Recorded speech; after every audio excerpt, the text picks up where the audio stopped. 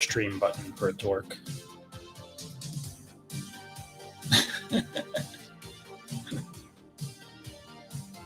Isn't there a macro that just does all of this?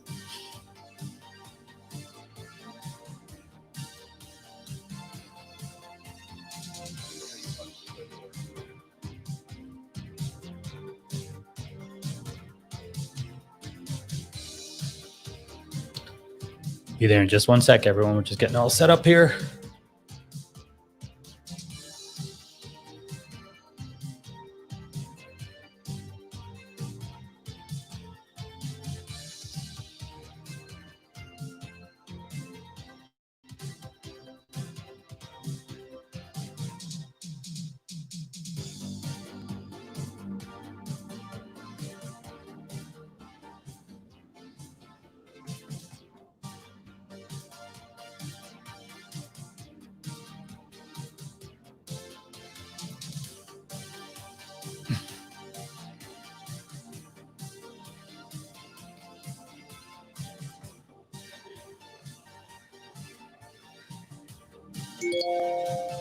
Oh, sound effects. Look at that. All right. I think we're about ready, Ken. Let's get into it. Oh, boy. Wrong thing. Got so many things to click on in here, huh? Oh, welcome back. Welcome back. Oh, you know what I forgot to do, of course? The script. Well, welcome back, everybody. I get that. You know, one of these days I'll figure out how to get You have done this for 30 plus shows. You should be able to wing this. Yeah, I can wing it by now, I guess, though. All right. But welcome back, everyone, to Creative Briefs. It is the third of our 3 shows that we run here every week, where we discuss topics around the creator economy and increasingly around the Web3 ecosystem. Just in case you are not following along, this is December 17th, 2021. This is episode 19 of Creative Briefs, along with another 20-something on the Creative Economy interview series, and another bunch of hours. Yeah, we're almost 50 episodes this year, in case you haven't tuned in previously. But head over to our website, creativeeconomy.com, and you can find all the archives. We do 3 shows a week. This is probably our last. This may be our last show for the year, I think. But on Tuesdays, we have office hours, Creative Hours. On Wednesdays, we have the Creative Economy, which is an interview series. And on Fridays, this show, we have the news. So we cover all the hot news going on from the past week. Do give us a follow if you don't mind. We are Creative Economy almost everywhere. YouTube, Twitch, Facebook, and Flipboard as well. So we appreciate the follow. We do have a Slack as well. So if you're interested in joining other creators and builders, feel free to head over to our Slack. It's at bit.ly/created-slack if you're listening. And of course, you can scan the QR code if you're watching. We are also doing an AMA drop. So AMA is the official coin of our show. We use it to build our community and to sort of reward all the great contributions that our fans make. So feel free to head over to the pinned tweet in the space to grab some free AMA. It's free money. Or if you're watching, of course, once again, scan that QR code. So Ken, what's going on this week? So as we are wrapping up the year, it seems like a lot of the news is kind of dying out or hibernating until 2022. But there are some things that were at least one thing that was pretty surprising, I would say. But it's exciting, surprising, right? And then there's another one that's, I think we can kind of go into more of a deep dive. I think this is it's an issue that faces all aspects of tech, but it's kind of notable specifically for the creator economy. But we'll get to that in a little bit. But first of all, let's dive in let's talk about Facebook news, right? So Facebook and all their different properties, Facebook, Meta, whatever you want to call them. So they're not shy about rolling out updates left and right. And so their update this week is that they're going to launch a feature that is copied from basically a straight copy from TikTok, and it's called Reels Visual Replies. So those that are fans of Instagram Reels or avid users of them, I've not really composed anything using Reels or even Instagram stories or whatnot, but Instagram Reels is now, well, if you are a creator and somebody posts a comment, you can embed that in as a sticker into your reel. So what you're saying is like, oh, okay, the ability to add a user comment to a video. If a user comments on the reel you've posted, tapping the reply button will add a sticker of the comment into a new reel, which you can then move around or change its color. So it's all a matter of, I guess it's like creating a threaded chain so to make it a little bit more engaging, a little bit more interactive. And the amount of time that you spend on it, the more views you get and the more addictive that the reel creation process could become. So this is not a big major story. It's just one of those, this is something that's coming to Facebook or has arrived to Facebook. And if you're a creator, nice to know. It's another copy of a TikTok. That's it. Just an update. So Okay, what's next? All right, Snapchat. A little update here. I know in the previous episodes what we talked about with Snapchat is in terms of their creator payouts, right? And everyone's done it. Facebook, Snap, TikTok, YouTube, Twitter to a certain degree, maybe even LinkedIn. And so this is just an update to them. So Snap has apparently paid out more than $250 billion to creators on its Spotlight program this year. Now, that's great for Snap, but to put it into context, $30 billion have been given out to creators by YouTube in over a 3-year period between 2018 and 2020. So, that's when you boil it down annually, 10 billion a year, versus $250 million. Snap has, if you want to put all things being equal, dollars to dollars, Snap has a lot more to make up for, but not bad for $250 million for 12,000 creators in its Spotlight programs.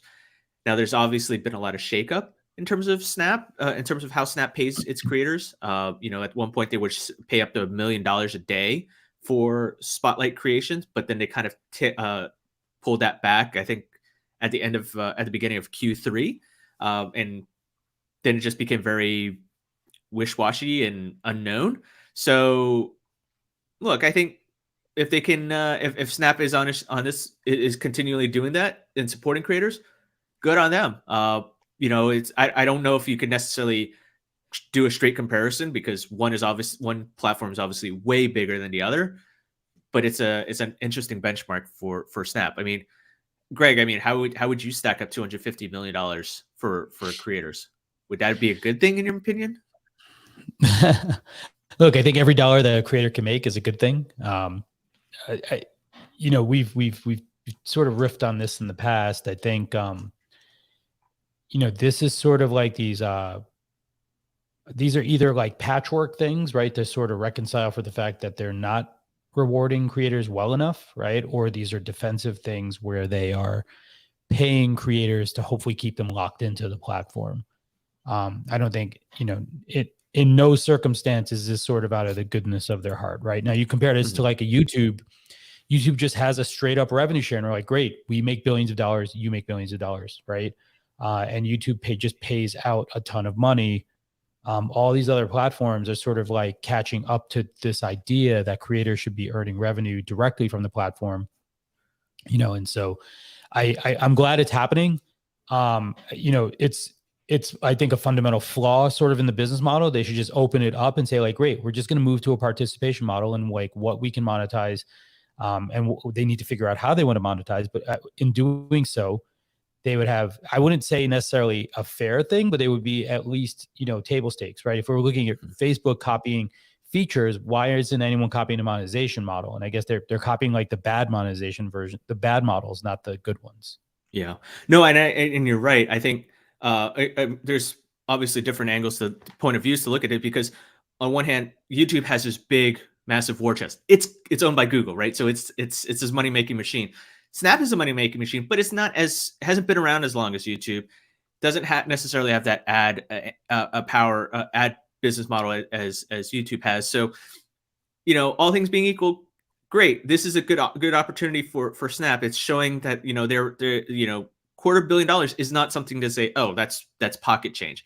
In the grand scheme of things, when you think about it, yeah. But Facebook and YouTube are much, much bigger companies with much bigger market caps, right? And they're probably like 50 Snapchats over, right? They, multiply Snapchat by 50 times, and that's at least YouTube and at least Facebook. And TikTok, the same thing. But I think when it comes to the audience and the creators that Snapchat wants to cater towards, maybe that's starting to see maybe they're starting to see that come to fruition. And specifically, I think the goal maybe of Spotlight is to encourage creators to use their creative tools and their AR lenses, right? And according to this stat, according to the stat from the company, Spotlight creators post 3 times as often to that section compared to when it launched a year ago. And 65% of those submissions use one of Snapchat's creative tools or one of its augmented reality lenses. So what Snap wants to do is not necessarily get creators, but also to foster this AR reality. That's redundant.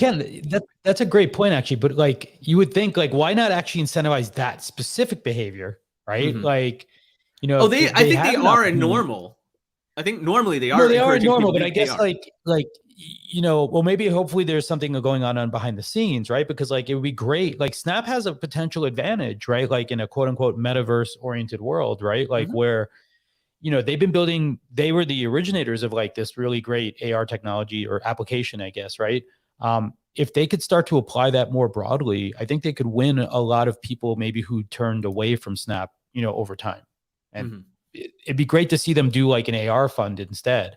And, I think they may have done something like that in the past, but a long time ago, maybe, yeah. Yeah, and maybe this. But you know what it was? Those were the branded ones. It wasn't like for a metaverse use case. I think it was like trying to get people to use like the stupid Coke bottle or whatever they were doing back then. Yeah, no, you're right. And I think it's probably one of those cases where it was too early that fund emerged too early before that people started to adopt to that.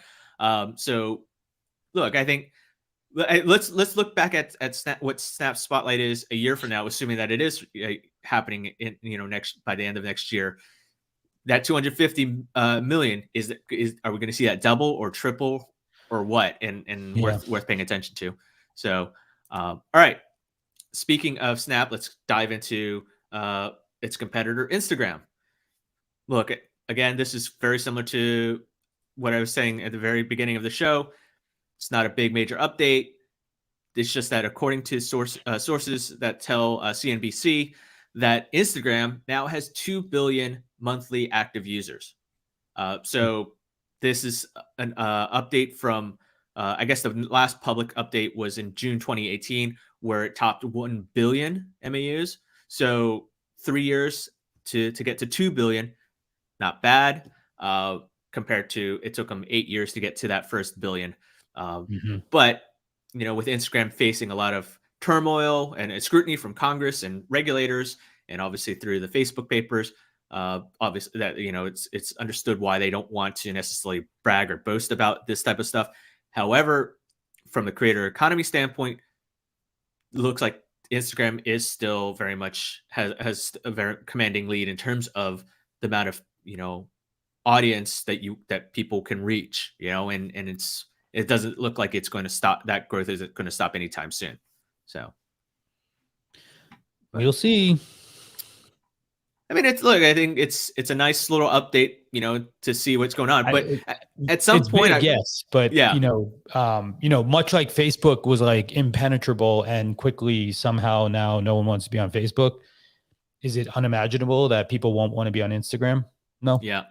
Well, I wonder, right? Because it's like at some point prior to rebranding as Meta, and I was joking about this on Twitter. It's like, will we? At one point, right now, it's like, oh, Instagram by Facebook, right? Or now it's like Instagram by Meta. At one point, are we going to start to see Facebook by Instagram, by Meta, right? Where Instagram now becomes the dominant business unit for whatever, for all of Meta. And as opposed to Facebook's the social network, because it's like, I mean, yes, Facebook, the social network, still has about like I think maybe like almost 3 billion monthly active users.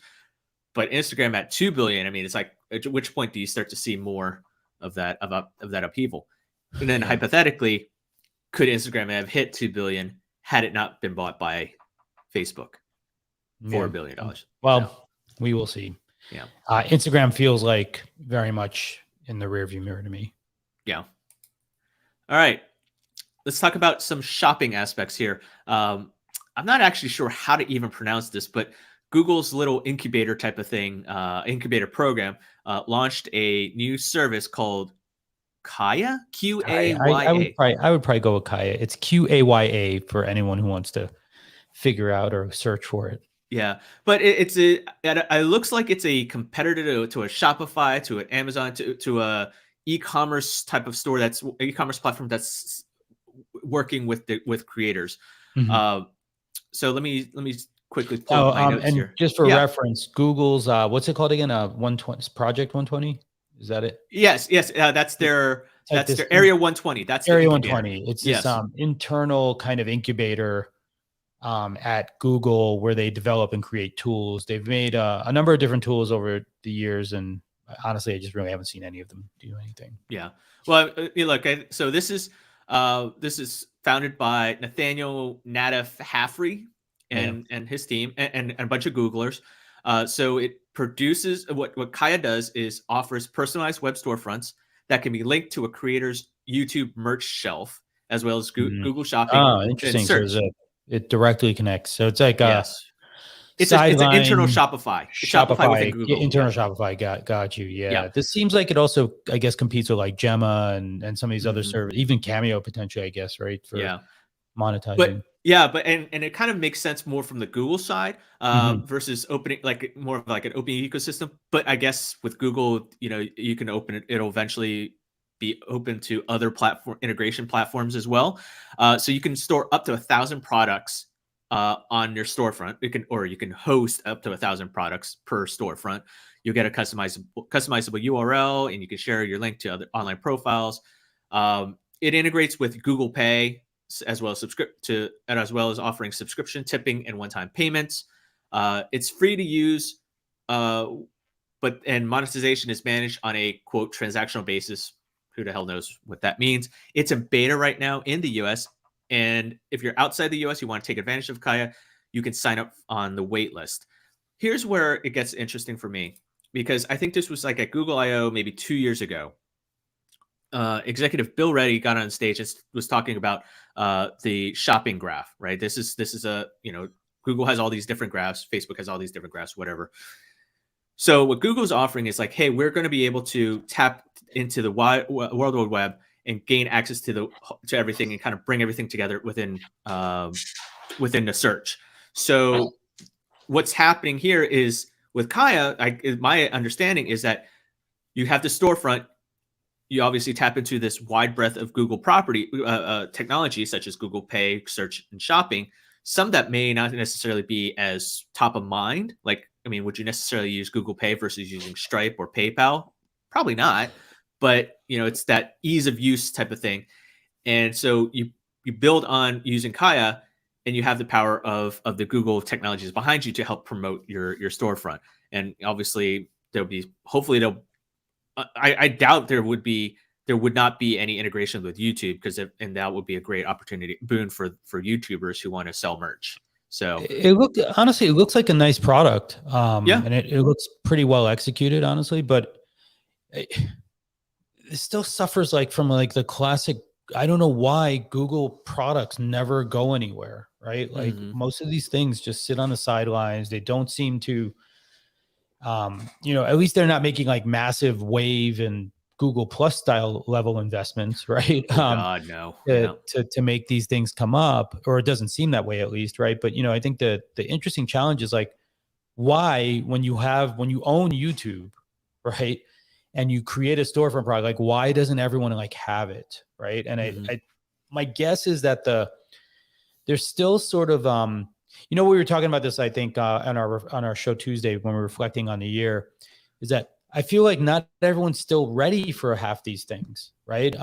It's not that there's something wrong with this, but getting to the point that you can articulate a product line, that you can articulate a course, that you've, produced the things or invested in the things that like allow you to have this kind of revenue, right? Like a lot of creators just haven't turned that corner yet, right? Like, most people are still figuring out like their content strategy. They're still figuring out, like what niche they want to be in, right? Like they're still learning how to sort of like deal with and interact with, a new and growing user base.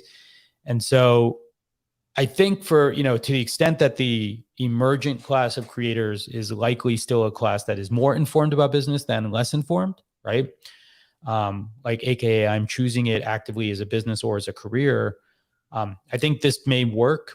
The question is like, will Google give up on it before it has the chance, right? Because we see this kind of happen all the time. These projects sort of just get abandoned. Well, I think it might be a little bit misleading because it's part of the Google incubator. Some people might think it's owned by Google. Like this is a Google product, like a Google Duo or Google Plus or anything like that. I understand. I took this like, this is like, hey, I am just an entrepreneur in residence, so to speak. And I'm going and creating Kaya. But since my backers is Google, I am going to make that integration, right? So I think technically this could be considered as a standalone, like a Shopify, its own startup, like outside of the Google ecosystem, but very much favored towards that. I hear you. But there are companies out there doing stuff like this. And like, even its domain is still kaya.area120.google.com, right? Yeah. So I just don't know. Like, I guess I've seen too many of these, right? Like now, if you compare this, for example, to Twitter's strategy currently, right? Twitter's products are like actually in Twitter, right? Like, so, and maybe there's like some people that they're like gating a little bit of access to, which makes sense just from a beta testing point of view. But, and there's no guarantee any of the Twitter things are going to work either, right? But at least they're closer to the context, right, of it happening. So, like, as a creator, say, seeing this, I'm like, are you guys serious about this thing? Is it like for real then? Or is it just like an experiment and like, should I bother? Right? Like, because most people don't want more tools, I guess, right? Ultimately, right? We'd rather consolidate. And, I know we're going to touch on Shopify later too. Wouldn't you just rather do this in Shopify, right? Like, which knows what's doing, and it gives you all the external benefit of like having an actual storefront. If you've gotten as far as like knowing you need a storefront, and you have things to sell. But isn't that like a kind of like the age old question? Is like, do you want the best of all worlds, like to diversify your solutions, or do you just want to have a best of breed approach, right? It's like, do you want to just go with like a I want to use Google, I use Slack, I use this for all my different tools because you like that experience, or do you just want to use Microsoft Office 365? I think solopreneurs and solo founders and small businesses ultimately don't usually opt for the best of breed solutions up front, right? Like you tend to grow into or find that you are frustrated by like a feature set inside of sort of an all-in-one solution. But it also means that you have to justify like the cost, the time, and the expense of operating sort of that best of breed solution. And then you also have to deal with integrations and connectivity to all of your existing systems, right? And so that's why I think it becomes challenging, right? Like nobody wants to use like the 10 best of breed tools as a solo person. Like I hate even us promoting our show. We have to use like 20 tools to just do the show, and it's overwhelming and it's a ton of work, right? And if we had a full team working on this, like, then I also like probably wouldn't care what tools they have to use as long as they're getting the job done. But I think, for a lot of creator businesses, which are small or solo in the organizations, having more and more tools is likely an impediment and probably scary to a lot of creators out there. Good point. All right, Greg, this one kind of brings me to something your past, right? So there's a company called Notus, Notus. And so or the is headline, it not us? Not us, Notus. Maybe it is not us. Notus. I'm saying it's Notus, but it's probably not us. So the headline reads, not us, I'll go with that one, wants to suggest the best ways to have influence and then scale it. So as soon as I read that headline, I'm like, that's clout. That's clout for the creator economy, I think.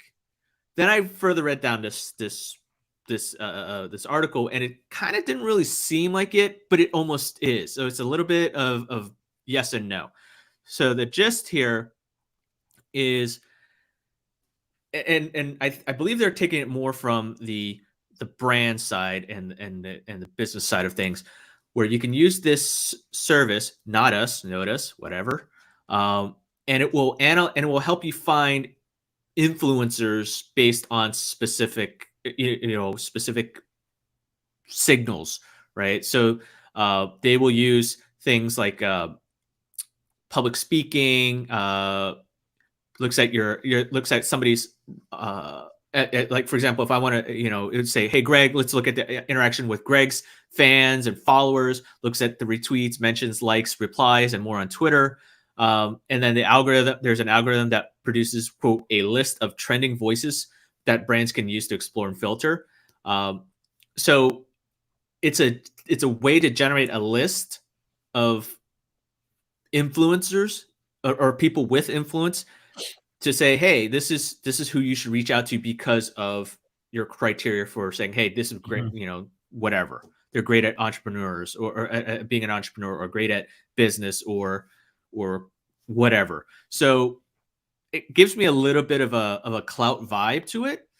Yeah, I could feel is there that. a point for a clout vibe right now? Do we need a new clout? Probably. Well, I don't know if we. Yeah, well, probably I would say so. I think like when we were building clout way back, it was ahead of its time in some ways, right? And I also think it was probably handicapped just by like technology, right? Like the ability to sort of analyze and index the data at the levels that were needed were probably not all there yet. We did our best, right? Obviously, we were indexing billions and billions of data points. I just think like the technology suite has moved forward significantly in that time. Now, I think what we do need now is, for example, reputation matters more than ever before, right? We have like all kinds of traumas going on in the world, from fake news to sort of self-declared experts, and a ton of misinformation and disinformation out there. And so, I feels like that stuff is super relevant today, right? I also don't believe that we will ever move past the point per se that individuals will have influence or sway over how other people think, right? There may be more and more ability to be data driven in the things that we understand, but we will probably always be able to be quote unquote sold by someone that we care about or think is important or interesting, right? So yeah, I think clout. I think there will be another clout of some kind that does come out that actually tries to help provide some of that context. It's interesting to see though that 776 is I put a tweet in the nest, by the way, if you're watching, because to Alex Ohanian, I think, doing an interview explaining why he invested $1.25 million or invested in their $1.25 million round. I think what the advantage here is, like, look, I think from a consumer standpoint, this is probably okay, right? I mean, like how clout was had a very public facing version where you're like, oh, let's see, do I have more influence than Justin Bieber or Barack Obama or you, Greg, or whatever? Like there's that gamification type of thing, right? And you could certainly see how brands used clout to reach these influencers. I remember there were different programs, activations that clout partnered with. I was on the Virgin America one where they announced the new leg from San Francisco to Toronto, and there was this party where we hung out with Richard Branson and everyone else.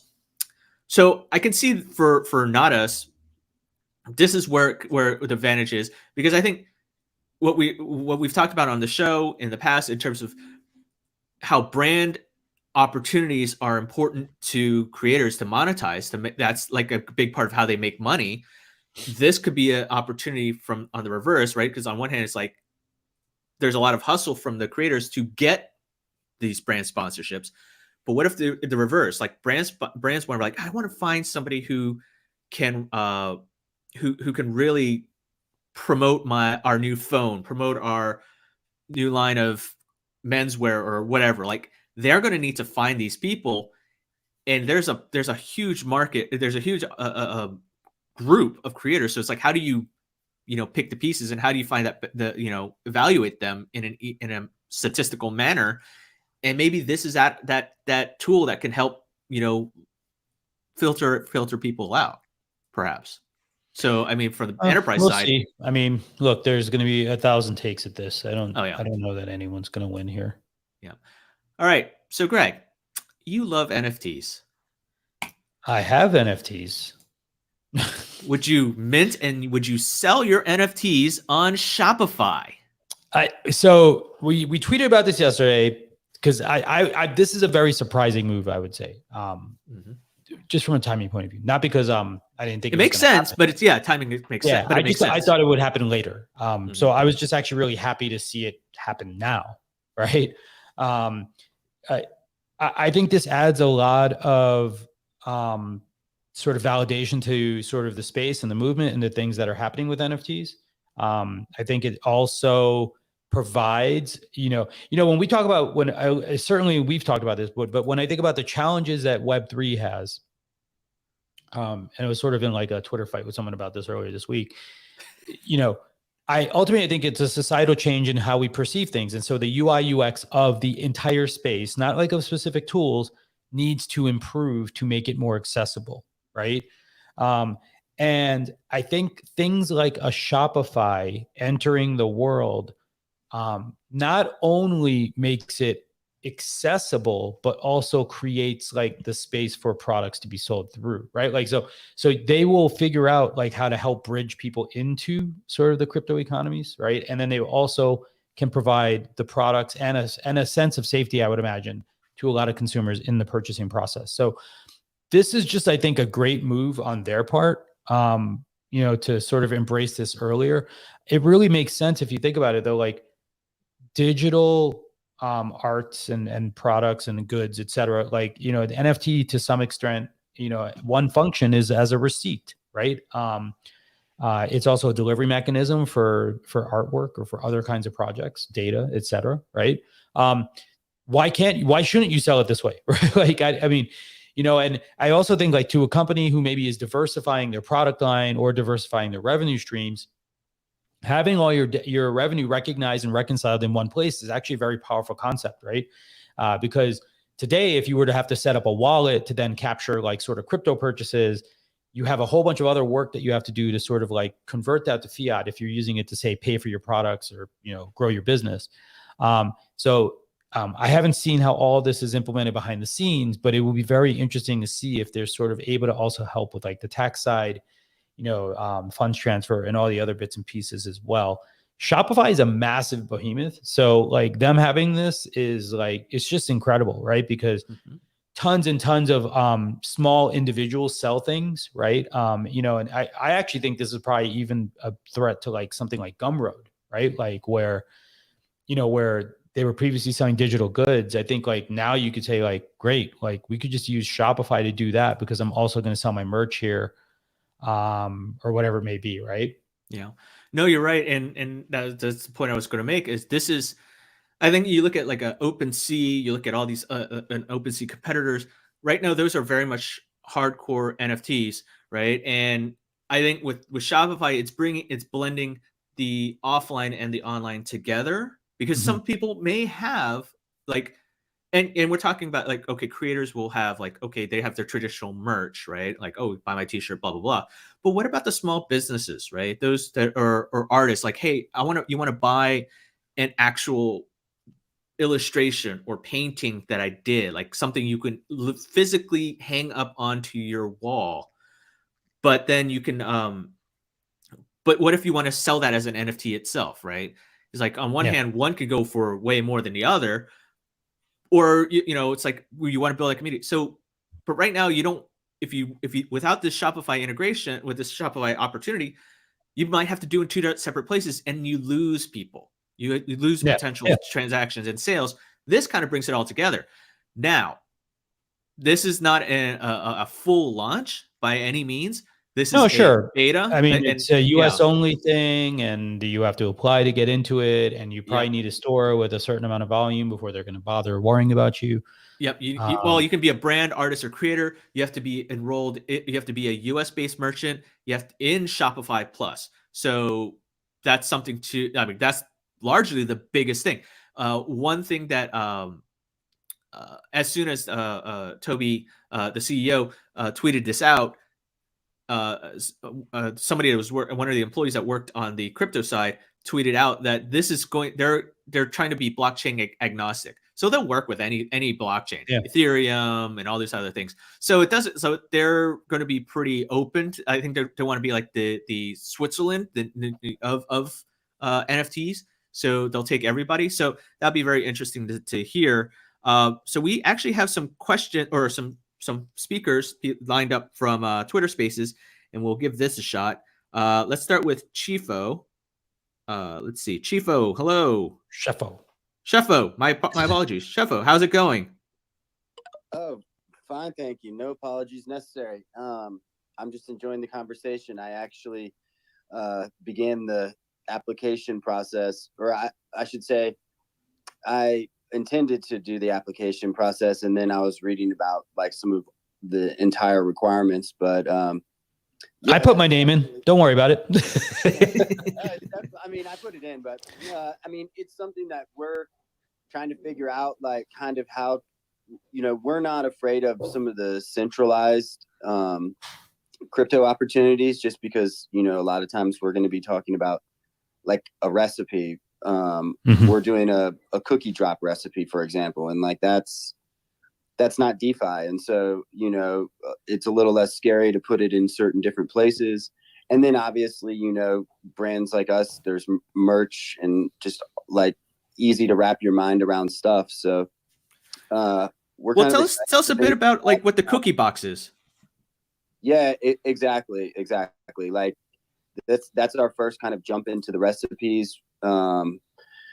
Not shilling, but that'll be Wednesday morning at 9. And like basically, we came in as like a profile thing just to kind of get our brand out there. And I'm a chef, and so I mean I'm jumping in head first to figure it all out. And I think everybody's ramp on the technology is different. I mean, I'm going pretty hard, but yeah, we've hired like real developers, and yeah, and so this is kind of like for us. I mean, we have every intention of putting out hundreds of these recipes and like working with all sorts of chefs, including like chefs in our organization, and then any other cool chefs that would want to work with us. And we can do basically any kind of breakdown in the wallets and anything like that. And eventually, like I would love to be on crypto.com and for similar type of reasons, low gas, really super easy entry fiat on ramps. Like you could buy these things with a credit card, that kind of stuff. So, I mean, for us, there's an amazing amount of revenue opportunity in the technology that's not even really out there yet. Yeah, the thing that I like that you started with, I guess, was just sort of like some of this tension that exists in the space, it seems today, right? Like there's sort of like the decentralized maxis, I guess, right? Where like, if it's not decentralized, it's broken or it's wrong or whatever it may be, right? But I do think, I personally still endorse like sort of a hybrid approach. I think like I'm still a big advocate of sort of Web 2.5 because, as a technologist, right, the Web3 parts are really just fundamentally it's technology to facilitate sort of different kinds of interactions than we previously had in sort of like whatever Web2 is, right? Yes, absolutely. And I mean, again, you sound way more educated than myself, but I'm trying to look at some of those upcoming things, like, I think that the roll-ups are still super like clunky, but they will provide, I mean, they have like the worst user interfaces ever. I mean, that being said, like I have ZK Sync and I, all these things, and I like Immutable, but like Immutable, if you go to Immutable, like there's literally like buttons and like the HTML's coming through, like it's crazy.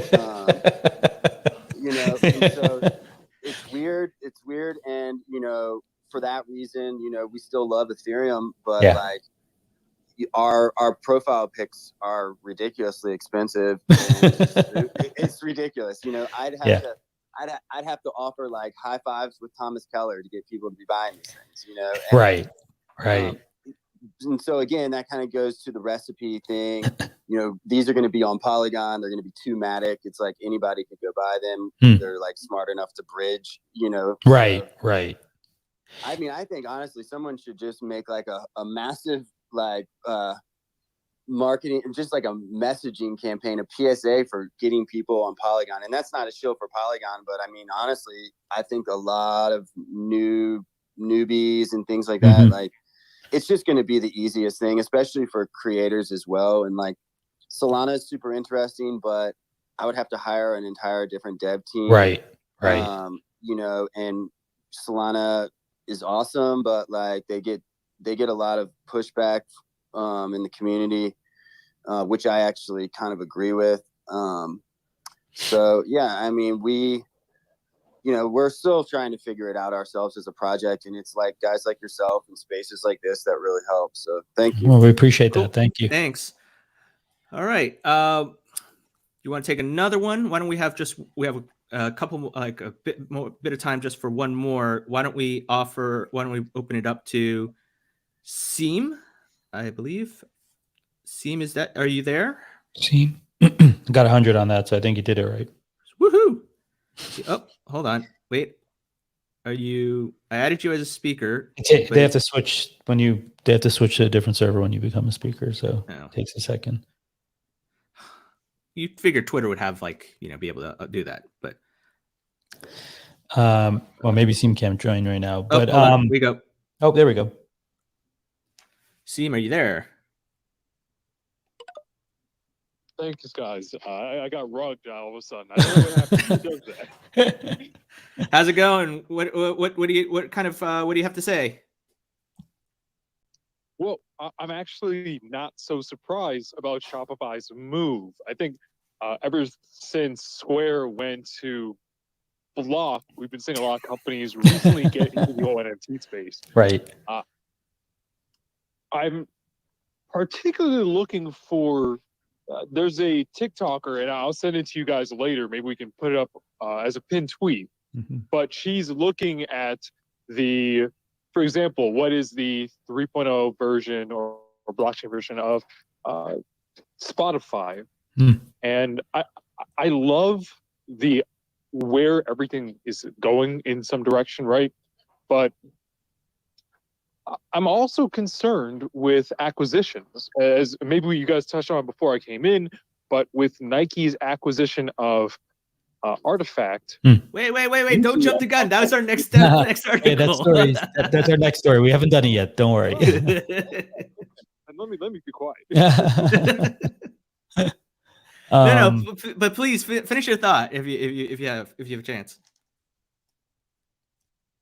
This is a collaborative space, right? Exactly. So I always thought if we do something on a big scale, we wouldn't necessarily get acquired. We would partner. But that's me being incredibly ignorant to, what exactly the deal was between Artifact and Nike. Right. Yeah. So on that note, why don't we jump into that? You have a story? Yeah, we'll share.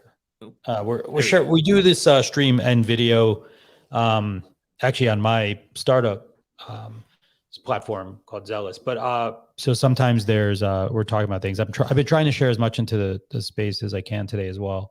Go ahead, Ken. This is one of those issues where we need to have multiple, like a single tool to kind of do everything. Kind of going back to what you're saying earlier, Greg. If there was an API, we would be feeding this into the space directly.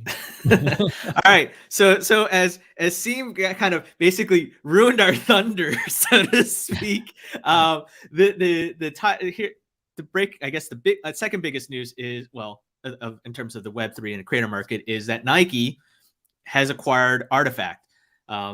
At first, when I saw this, I was like, "What? How do you even pronounce that?" Because it's literally RTFKT, and I'm like, I don't know what that spells. Somebody had said, "Oh, it spells Artifact." I'm like, "Oh, okay, great." And I'm like, why would a shoe company buy a digital art type of firm, doesn't make sense. But then it's like, as you start to read it, it's like, okay, I guess shoe companies just are looking beyond just the physical item, right? Behind just the sneakers.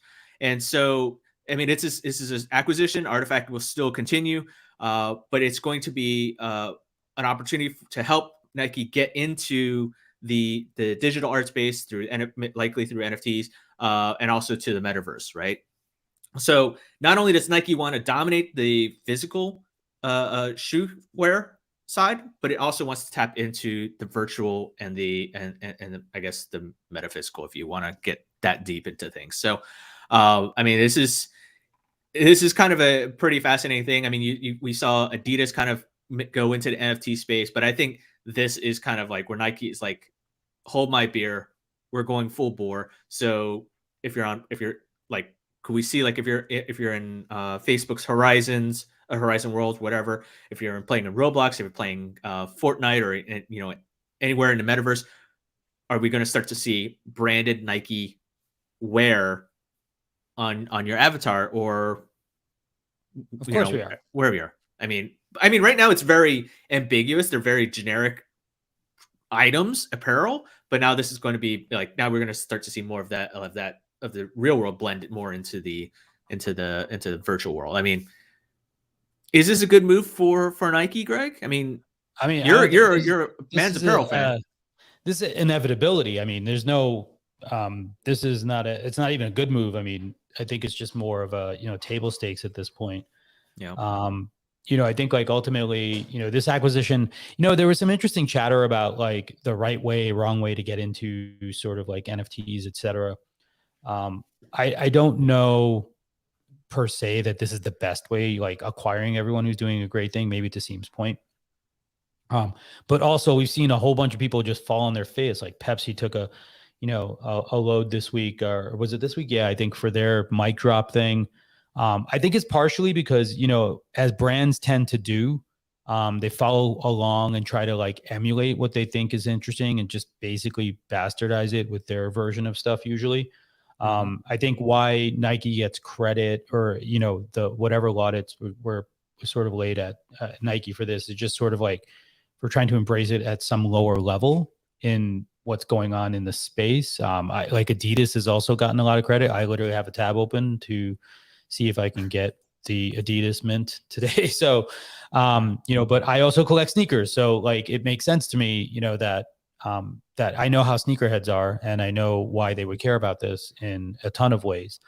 But, I do think, much like engineers, artists, et cetera, are having to reimagine, recreate, reinvent sort of the way that they interact with the world and produce their art.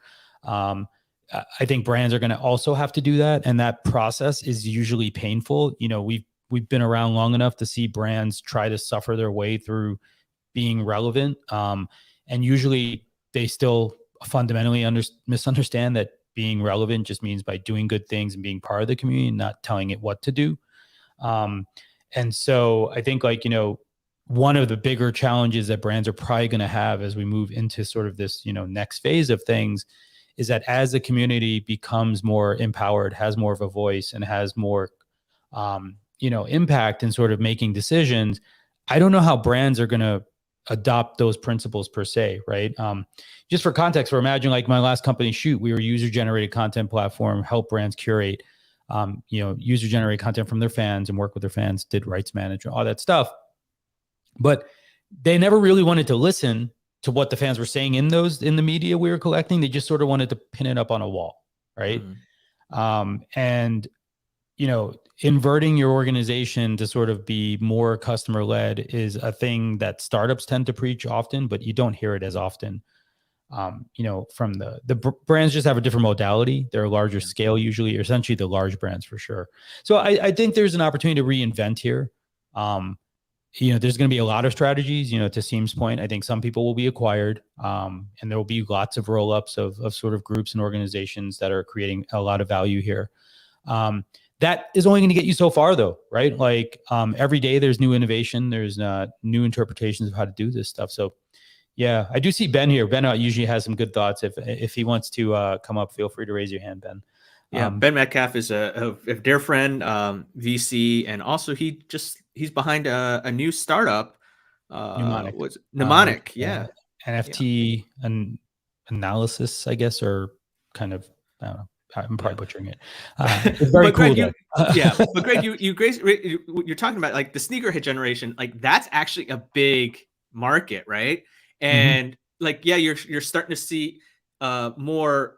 Oh, and we have Ben, so we'll get him on stage. But you're starting to see like people are buying more shoes, and obviously seeing a lot of value. So maybe to kind of increase that the revenue, Nike's like, hey, with Artifact, we're gonna now you can do, instead of just physical shoe drops, you do NFT drops, right? And you can you can sell different variations of that same shoe, even more so because it's just digital art. It costs less to produce, like actually create. Then it goes up in value, and then you kind of bring that, with the power of with NFTs, you can bring people back into as a community through whatever Nike's whole community thing is. I don't know if they're using Nike Plus or anything like that, but I have some thoughts on that. But Ben, welcome up. Also, hello. How are you? I'd stop up because you're butchering the. Well, that was on purpose because I knew it would goad you into coming up. Yeah. Hey, everybody. How's it going?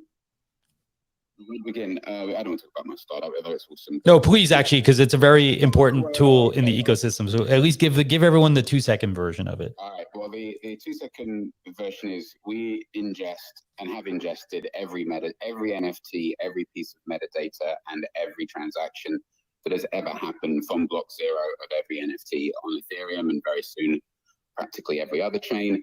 And we provide a queryable data layer, which you can use for analytics, but there are many other things you can use it for as well. You can build marketplaces, and these brands can build and are starting to build propositions on top of it. So it forms a queryable layer that can be used for a lot of different things. So we do the hard work so you don't have to. Yeah, actually, I'm very excited about it. I think it's going to be even bigger than my last startup. So I'm super excited. In addition to being a VC in the space, I really like so I don't know anything. I'm not a consumer guy because I don't buy sneakers, and I'm kind of weird when it comes to my choice of fashion. So I don't really follow a lot of it. They make sneakers in black, Ben. They do. And I love my Puma sneakers that I get on discount from the Puma outlet website for $25. So that kind of tells you where I'm at with sneakers. But I think what I'm telling LPs and people in my networks is the Adidas partnering with Bored Ape Yacht Club, and now Artifact going to Nike.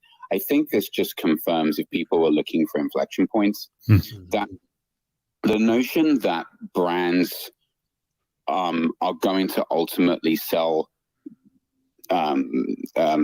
digital items, and therefore the value of their logo being on a random t-shirt we always knew was kind of questionable. Like, why is a plain black t-shirt worth $5 and one with Nike written on it is worth $30 or whatever?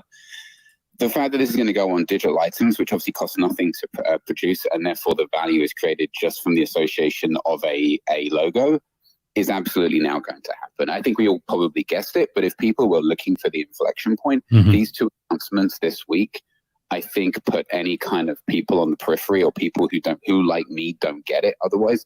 I think you can see this is going to happen. And I think it opens up a whole interesting world. I was chatting to some people who are involved in the Dolce & Gabbana NFT drop for some virtual items. And that's really interesting because they are also using their brand to essentially do the same thing. And yet they obviously have a Lux brand, which means they need the scarcity, whereas everybody owns probably something made by Nike at this point.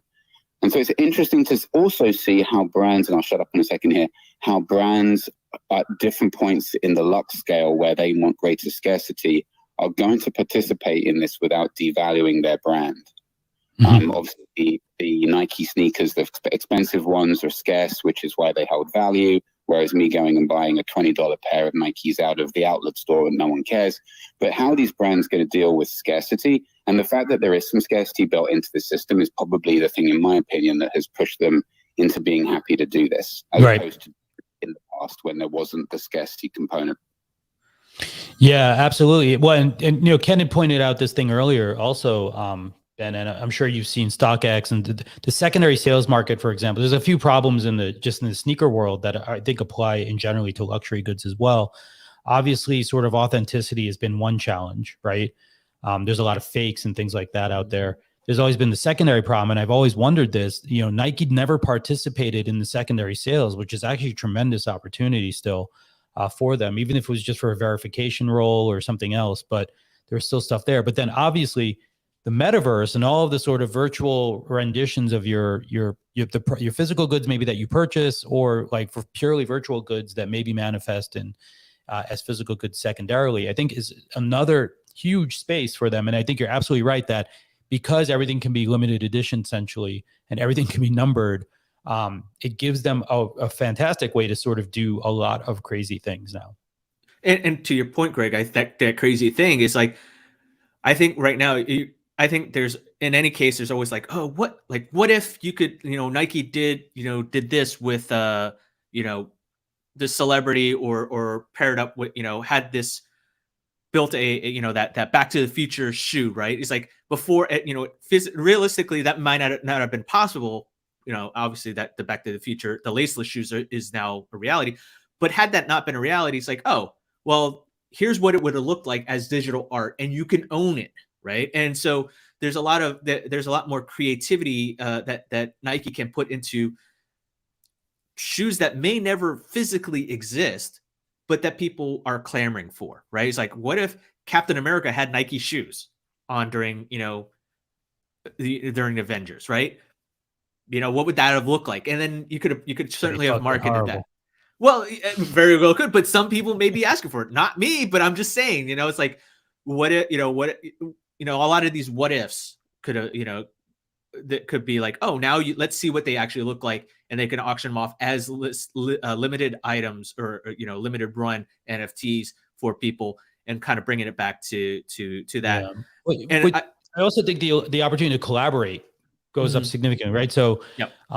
Like your product being interpreted now, not just by the Nike design studio, but by, tens of millions of designers. And then basically imagine people being able to pitch or present these as an opportunity. And then Nike saying, we like this one, whatever it may be. By the way, the Air Mags from 2011 are currently available for $18,499. But it's also less material that you need. Like, you don't actually have to produce that physical thing, so it's less cost for Nike to produce these type of things, right? So it's like, hey, maybe I want to do an artist series for whatever. You could do it as an NFT or some digital art. So Ken, I think like that's an interesting argument, I guess. But I think like what I would probably imagine is that even though producing a physical good is always going to probably be more expensive, what's going to likely happen is there will be new kinds of innovation that still go into actually producing the digital version of things as well, right? So, I think Seam has a comment, but I was just going to say, like, yeah, then they're spending it on coding and development and like algorithm development, right? And then also like rendering methods, and I think there will still be innovation. Obviously, it's still going to be way more capital efficient than producing a physical good. But yeah, I wouldn't assume that it cost goes to zero per se. Mm-hmm. Oh no, you're right.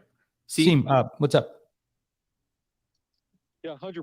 Because then there's the cost of just housing all this great tech to be working on the chain all the time, and man. But it's the cloud, man. It's the cloud. Cloud's supposed to make it cheaper. I'm glad you said that. I'm glad you said it. Let me say number one, especially regarding attitudes of the consumer to NFTs. I think it's all about education. When Pepsi launched their NFT, a lot of folks looked at it and they couldn't see the appeal. Heck, I wanted to see Pepsi Man return. I didn't see that. But see, finding ways to connect with your audience in meaningful manners is the key to tokenization. If you can't, in the briefest second, like as Nike did with Artifact, a shoe company giving you shoes, very simple, right? I'm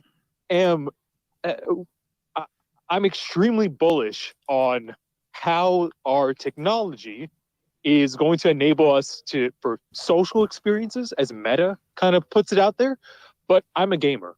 like I'm a member of the world's most documented esports team. I'm an administrative member, and I'm looking at things like a computer game. So what are ways in which our tokens could impact our users so we can retain them, so user retention, but also have them an enjoyable experience. I know that there are going to be some great technology from like the NVIDIA's Cloud XR, which makes it so that you can just offload a bunch of processing power onto a cloud, and that could make your GPUs kind of useless in a couple of years, to like crazy innovations. And I'm curious too, as how this time, like yesterday, today, whenever Artifact was acquired, it is indicative of the consumers needing to actually do more research, to get involved, to learn more about NFTs. Because to me, it is incredibly scary to know all this great technology is happening, all these changes, but folks are immediately turned off because of their refusal to listen. Similarly to what happened in 2008 and in 1995. Well, this happened in Discord too, Seem. When Discord, we had this story on a few weeks ago, but when Discord sort of shared that screenshot of like a wallet connect inside of Discord, like all the gamers lost their shit.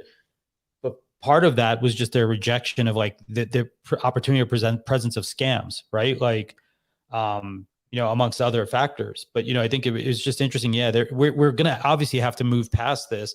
But let's remember, I guess, scams are gonna always exist as long as humans are involved. Like there were tons of internet scams. Anybody remember pop under ads, right? Like all that bullshit that we had to suffer through for ages and ages, right? Those are still there.